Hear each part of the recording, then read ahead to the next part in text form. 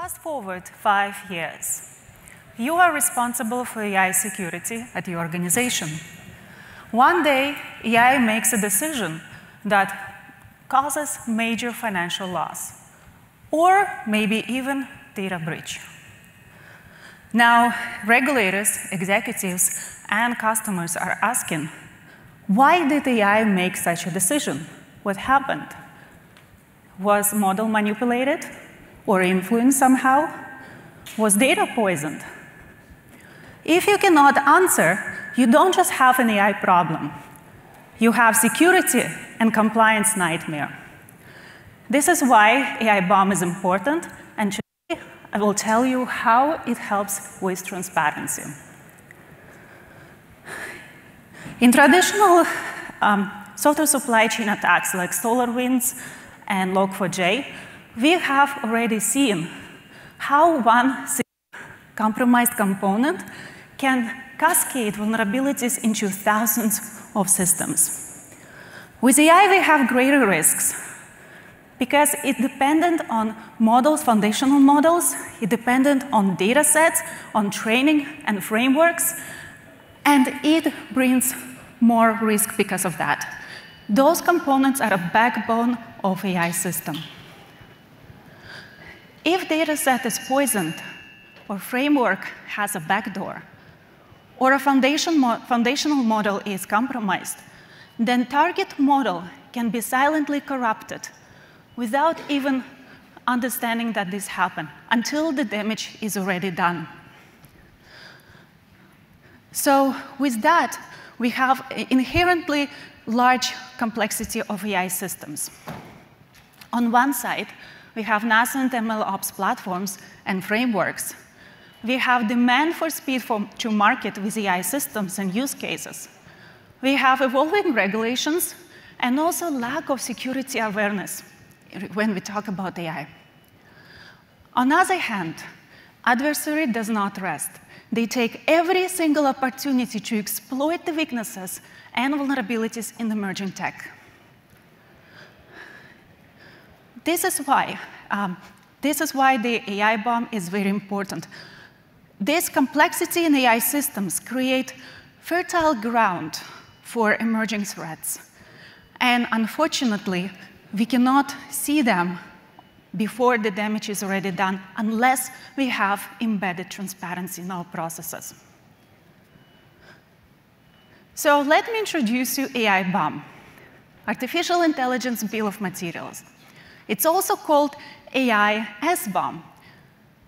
And actually, I have to get used to this name because I'm working very closely with the standards and frameworks, and AI BOM is something that I'm used to, but AI SBOM is an extension of an SBOM for AI systems. SBOM as for Software Bill of Materials. In other words, it's an SBOM with AI-relevant fields. It's available in both industry standards like SPDX and CycloneDX. Now, I call AI BOM as an enabler for software transparency and security. It's helping us to identify the risks. It's helping us to provide the evidences for compliance and also streamline innovation through automation. How does it do it? So you see, AI BOM collects this metadata about AI systems, such as information about models, about data sets, dependencies, of course, also performance metrics about AI systems, and information about training, and even energy consumption. With that, it enables us to automate for various use cases and scenarios, even like model card creation, but we go way, way beyond that. So let me walk you through the fields. So in standards, AI BOM has multiple fields, and you may recognize that SPDX and CycloneDX have different number of fields. Nevertheless, this is a conceptual representation of the minimum set of AI BOM on top of traditional SBOM fields. This information is based on the research that we have done at SAP when we have analyzed and identified what is the minimum requirements that we need to document in AI BOM. By the way, if you're interested in insights in research, join me tomorrow at 2 o'clock in Vulnerability Pavilion, where I will present this information. Now, let me start with model source. So, model source, representing here an architecture. In this particular example that I have here, Rakuten 7B instruct model, which is known as one of the key performing models for Japanese language understanding and generation. Rakuten is built on Mistral architecture. So here the metadata will be for Mistral architecture, the information. Why is this important? It's not only important because we want to understand operational compatibility of the underlying architecture, but we also want to understand security considerations. I'll give you an example. So Rakuten is built on Mistral. Mistral architecture on its own has own dependencies, open source and third-party libraries. Not too long ago, there was a vulnerability in one of these libraries that that could evoke denial of service attack. Now, how is the Rakuten model would be impacted? In certain settings of deployment, an attacker could craft a malicious YAML configuration with excessive nested anchors that would trigger memory exhaustion, which could lead into denial of service. So you see the impact here could be quite significant. To mitigate this, if we document this architecture, we can identify the risks and weaknesses in underlying architecture, and we can mitigate them timely. Now, you may ask, what is the difference between dependencies and architecture here? I'll tell you. In model dependencies, we want to document other dependencies, like tools and frameworks that actually help with model development. For example, the implementation, development, training, and deployment. In this case, we have PyTorch, Hugging Face transformers for Rakuten that do support these processes. The architecture, we want to document separately the underlying architecture because it has a fundamental difference. It's directly impacting model's behavior. And we need to identify this separately as a separate risk. And by the way, there is a third dependency in SBOM. It's traditional SBOM dependency, where we do provide information about open source and third-party libraries as part of traditional software. So we actually have 3 points now for AI systems that we want to document dependencies for. Aside of dependencies that I have explained, we have other fields that we find very important for documentation. Model versioning. Here is also slightly different from traditional versioning field because we do have actually variants in some cases of the models based on how it's trained. And we do want to document those versions as well as part of the whole ecosystem of the AI system that we're monitoring. Model performance metrics documenting different benchmarking about model. This one is important during the training when we have information on how the model performed. And also, most important is during the runtime deployment, because some of the models do change during runtime. Also, other fields like licensing info has on specifics about AI licensing, and data source and data type classifications are documenting information about data sets that's been used for training the AI model, like synthetic data or maybe customer data, and also classification. If it's sensitive data or public, we need to know that. In machine learning security operations, known as MLSecOps, we have 3 points where we want to generate AI BOM, at least. First, we start with the planning phase.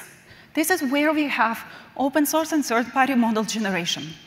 Before we start adapting these models in our systems, we need to understand what risks are we bringing into our environment.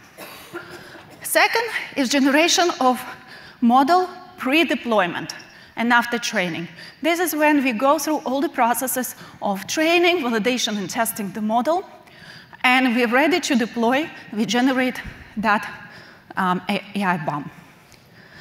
And the last but not least is AI bomb continuous generation in a runtime.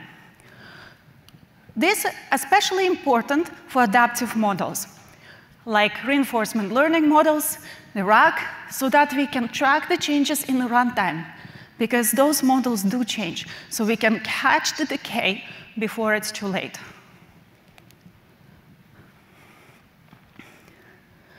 Now, generating AI bomb is not as easy as generating an SBOM.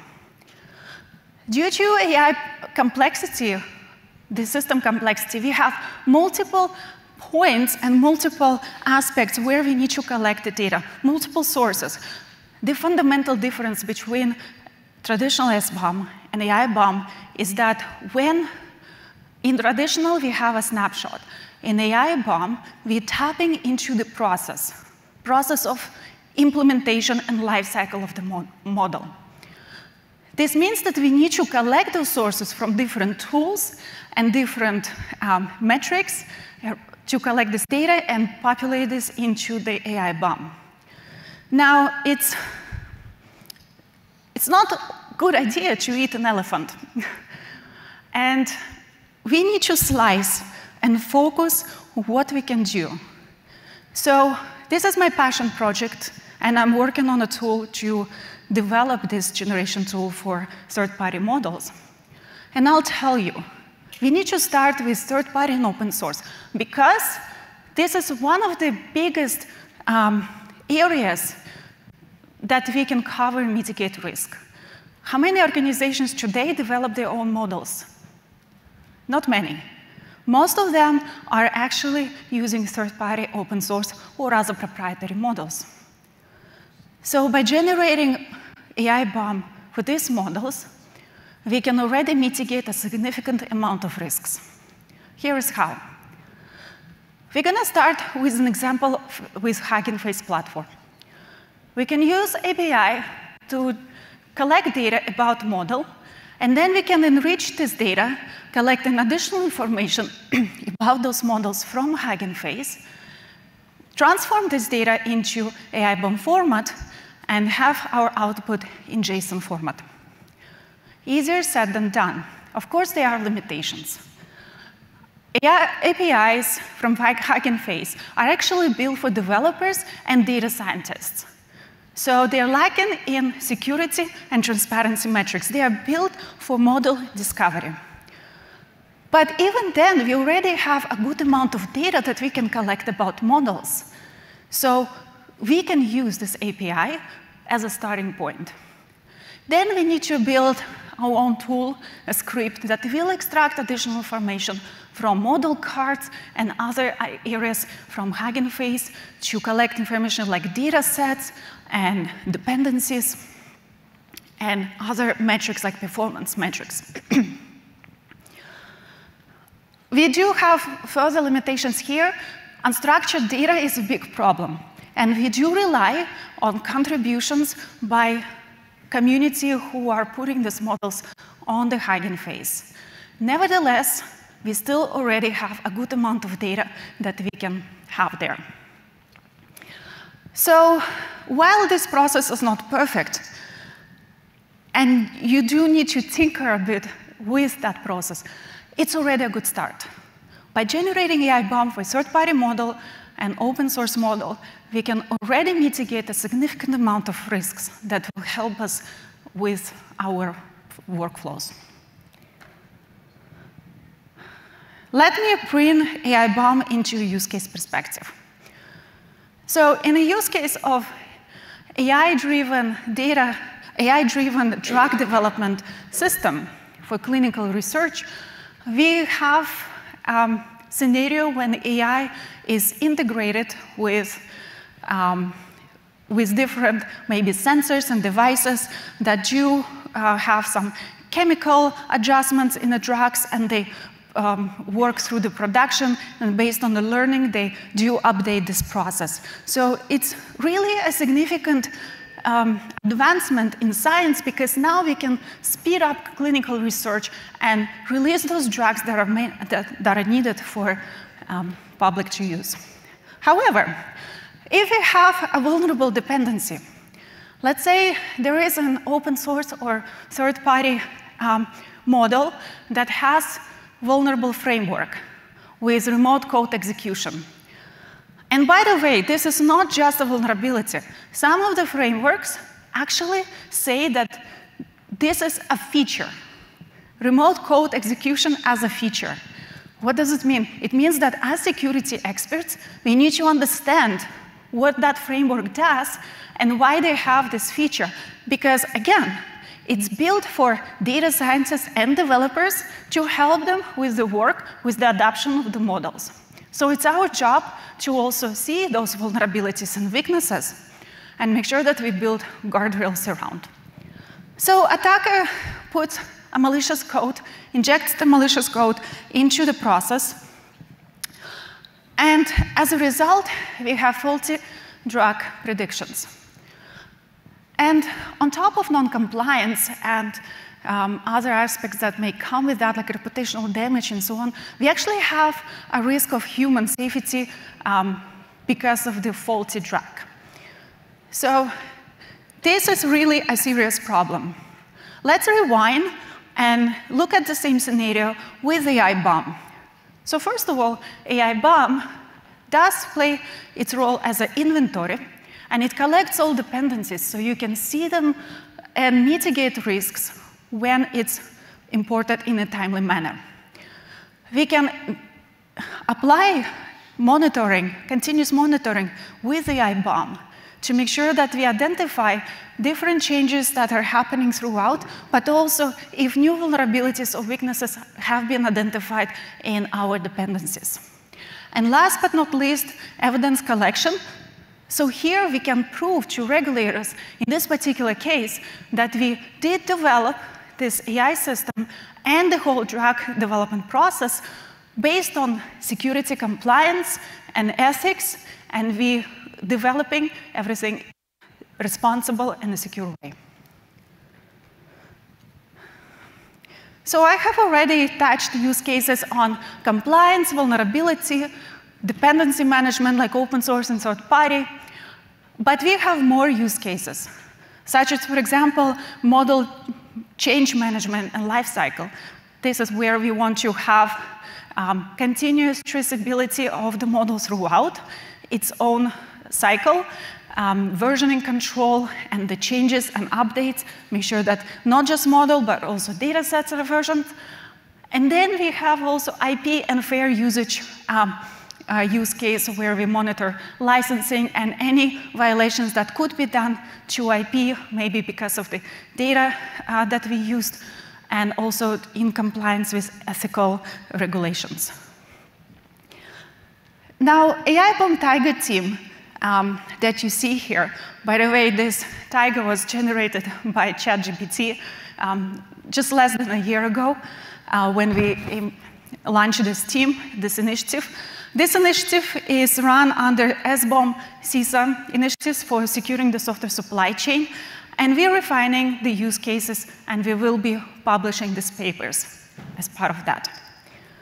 However, for now, as AI Bomb is still in development and guidances are being written and evolved, I want to mention that AI risk assessment in general doesn't stop at AI Bomb. It's not one or another, it's a combination of both. So you need AI Bomb and you need risk assessment to complete and have more comprehensive and holistic image of your risks. And by the way, here I have an examples of one of the latest papers from OWASP, like threat modeling, but also top 10 LLM. And I want to mention that one of the top 10 large language model risks from OWASP talks about software supply chain risks, which directly links to AI Bomb.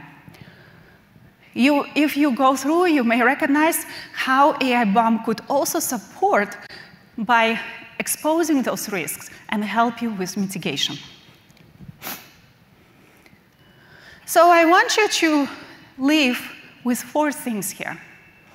1, have your SBOM ready. If you don't implement SBOM yet, then start with this foundation, because you need to have your initial framework in place before you start adding of AI BOM.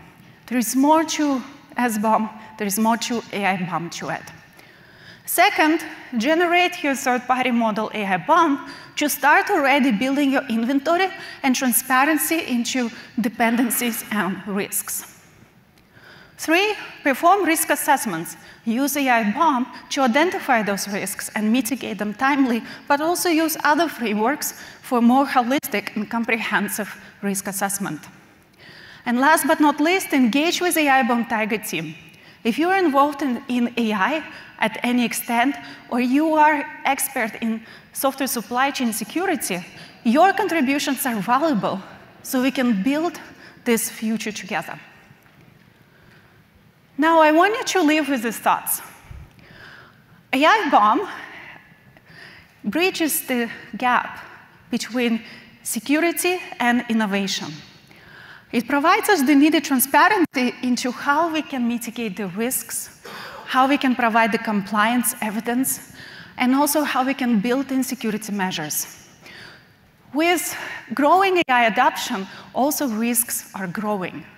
And AI BOM can move us from reactive to proactive mode. Because transparency is no longer optional for AI. It's actually foundational for securing our shared future. And I say, now is the time to take AI BOM and put it into action. Thank you.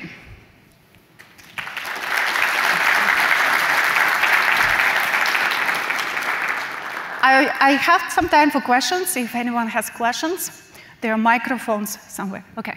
Hi, I was curious if you could share any insights on inspecting transformer trees, anything specific you'd recommend in observing their behavior or assessing them for security. Sorry, could you repeat transformers? Transformer trees. Treaties? Trees, transformer trees, yeah. How to assess those and share information about their behavior in an SBOM or similar format, yeah. Thank you for that question. So AI is built, models are built by using transformers like Hugging Face transformers and other frameworks that used to support the model. And we need to assess them separately to see what are the dependencies. And of course, transformers, we can also have dependencies, next-level dependencies that we need to take a look. We can have different scans, but right now it's a lot of review manually to understand that. Yeah. Any other questions? Well, thank you for your attention. I'll be around for today, tomorrow, so if you have any questions later on, or connect with me on LinkedIn, and I'm happy to chat with you about it. Thank you.